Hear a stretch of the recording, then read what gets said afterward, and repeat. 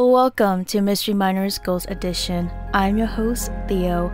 Today, we're going to be talking about the exorcism of Anneliese Michel. We will be discussing the true story behind the movie, The Exorcism of Emily Rose. We will delve into the case of Anneliese Michel, a young woman who was believed to be possessed by demons, and whose exorcism became the subject of a highly publicized court case. So, my friends, sit back, relax, go grab a nice cup of tea, and let's get ready to get scared.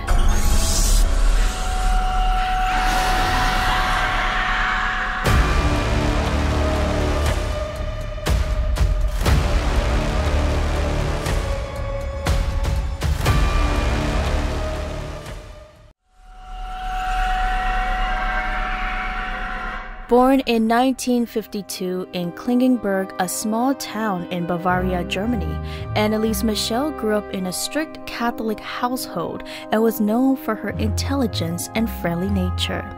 At the age of 16, in September 1968, she experienced her first episode of losing consciousness, and later that night felt as though something was pressing down on her chest, holding her to her bed.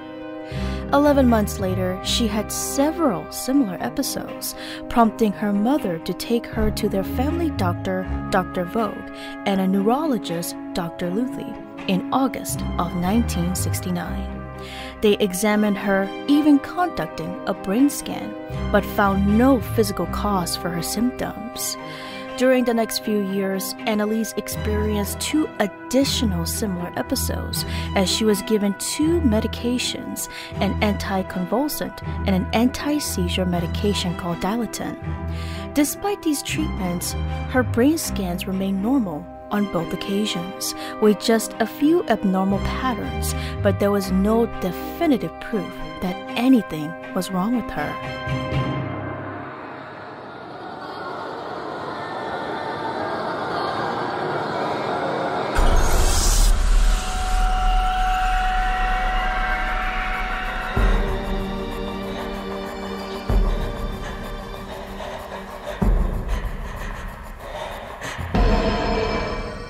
During the spring of 1973, Anneliese Michel started experiencing strange occurrences in her bedroom. The sounds of knocking echoed throughout the room, and a voice repeatedly cursed her to go to hell. Her mother watched with horror as Anneliese's eyes transformed into a dark abyss, and her hands grew into thick feral paws with razor-sharp claws. Later in September of that same year, Anneliese visited once again Dr. Luthi, the neurologist, and described the most horrifying visions of demon faces tormenting her.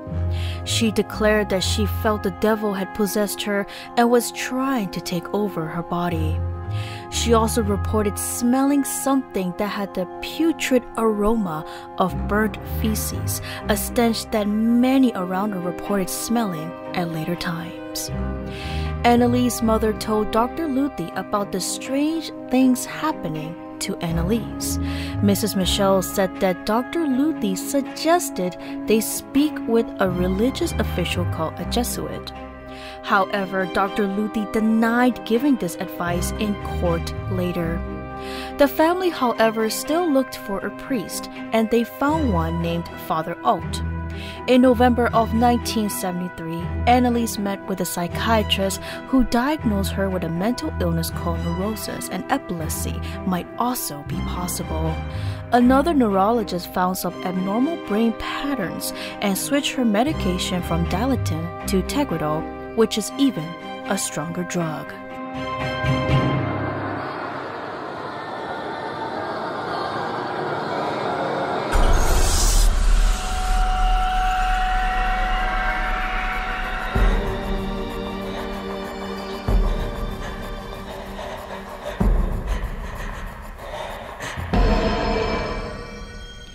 Anneliese's strange behavior got worse in July of 1975. She hardly slept and prayed all night. She also ate spiders and flies and even licked her urine off the floor. She destroyed religious items like rosaries, crucifixes, and holy pictures on the walls. Anneliese displayed incredible strength, throwing her sister like a rag doll and easily crushing an apple with one hand until it burst. Father Roderick, a friend of Father Alt, an expert on exorcisms, believed Anneliese was possessed, and after his discussion with the bishop, an exorcism was approved. Father Renz was chosen to perform the exorcism, and some of the sessions were recorded. On September 24, 1975, the first exorcism was performed, and a total of 42 audio recordings were made. I will now play some clips from these recordings, but please note that they are very disturbing. What did God do? Ich verbrech das so, dass ich in dem Weib drin bin. Ich trag dir die Rotznase noch so lang, bis es lebt wird. Das saublöde Weib. Für uns geht's kein Zurück. Nee!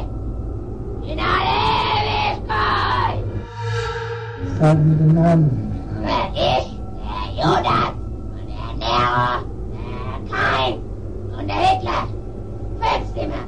Das ist der sechste? Oh, den haben wir gelogen. Den habt ihr dazu gelogen. In the audio, when Father Renz asked the name of the demon that was possessing Anneliese, she responded by saying, quote, I, Judas and Nero, Cain and Hitler. That's 5 of us. End quote.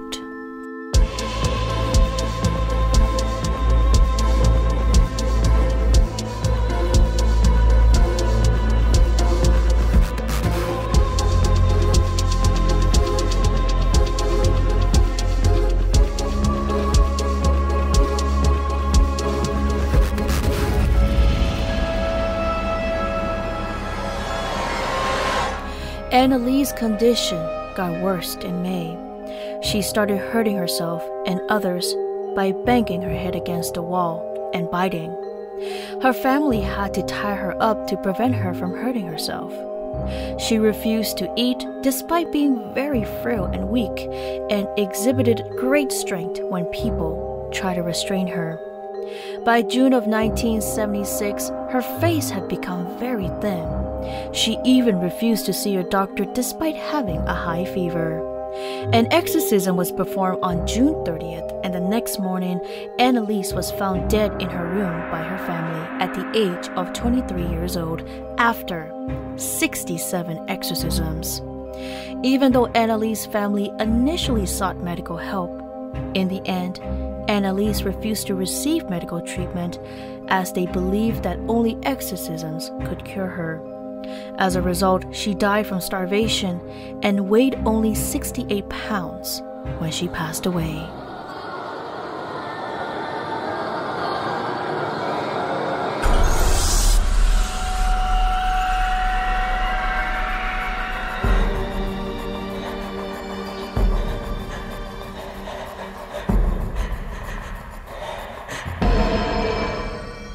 Anneliese's parents and the 2 priests that were involved in the exorcisms were accused of negligent homicide after her death, and the case went to trial in 1978. The defense argued that Anneliese was within her legal rights to deny medical treatment and presented eyewitness testimony and recordings as evidence of possession. The defense also stated that medical treatment could have included procedures that went against Anneliese's will, such as tranquilizing, force-feeding, and electroshock therapy. The prosecution argued that Anneliese had both epilepsy and psychosis, and that her parents and the 2 priests were responsible for not getting her proper medical care. The defense challenged the idea of possession and questioned the credibility of one of the priests. The prosecution claimed that medication was suppressing Anneliese's seizures, but that this suppression turned into a delusional psychosis associated with epilepsy. They also argued that the exorcism only made her psychosis worse, Anneliese had periods where she acted normally between exorcisms, and it's unclear if her seizures were stopped by medication or not. However, her psychotic visions happened before any medical treatment was given.